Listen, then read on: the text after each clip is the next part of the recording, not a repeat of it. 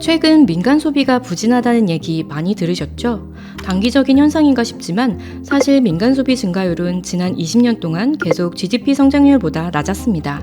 전체 GDP에서 민간 소비가 차지하는 비중도 꾸준히 떨어지면서 최근에는 무지출 챌린지, 욜로보다는 요노족까지 등장했죠. 왜 사람들이 점점 소비를 주저하는 걸까요? KDI가 한번 알아봤습니다. 소비 성향은 소득에서 얼마나 소비하는지를 나타냅니다. 이 소비 성향은 사람들의 생애 주기와 소득 흐름에 영향을 받는데요. 우리나라 전체의 소비 성향의 변화는 인구 구조 요인에서 그 실마리를 찾아볼 수 있습니다. 일반적으로 기대 수명이 늘어나면 사람들은 노후를 대비해 소비를 줄이고 저축을 늘리게 됩니다. 한 사람의 생애 주기로 봤을 때는 장년기에 열심히 저축하다가 은퇴 후 노년기에 접어들게 되면 수입이 줄고 따라서 모은 자산을 바탕으로 소비를 하게 됩니다.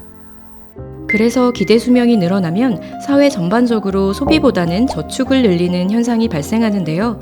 반대로 고령화가 심화돼서 노인이 많아지면 소득 대비 소비를 더하는 서로 상반되는 효과도 나타납니다.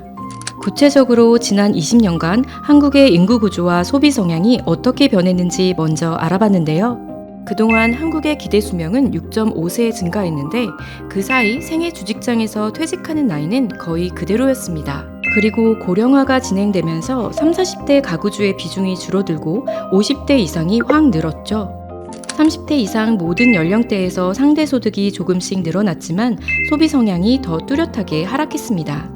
그렇다면 어떤 연령대의 변화가 전체 평균 소비 성향 하락에 가장 크게 영향을 줬을까요? 모든 연령층에서 소비 성향이 줄어들면서 전체 평균 소비 성향의 총 7.8%포인트의 하락을 야기했는데요.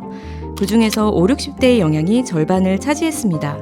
이들의 인구 비중이 가장 늘었는데 말이죠. 반면 소득도 소비도 상대적으로 많은 편인 30, 40대의 비중이 확 줄었고요. 이는 고령층이 제약된 소득 안에서 늘어난 생존 기간에 대비하기 위해 소비를 확 줄인 것이 원인입니다.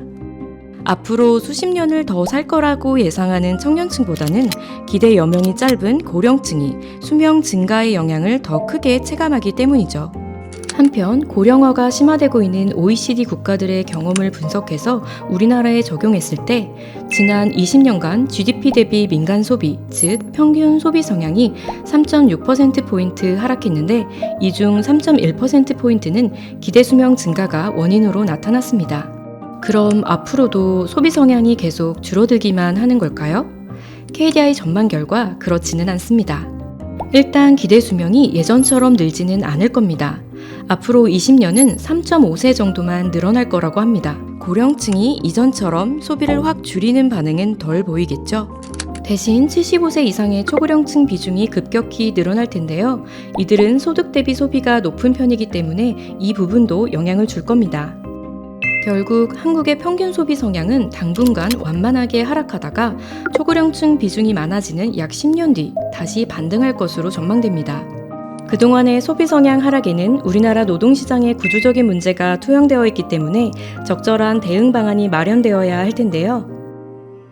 우선 기대 수명이 늘어난 만큼 은퇴 시점도 적절히 조정될 필요가 있습니다. 그렇다고 단순히 정년을 늘리는 것에 앞서 연공서열형의 경직적인 임금 구조를 개선하고 직무와 성과 중심의 임금 체계를 강화할 필요가 있습니다.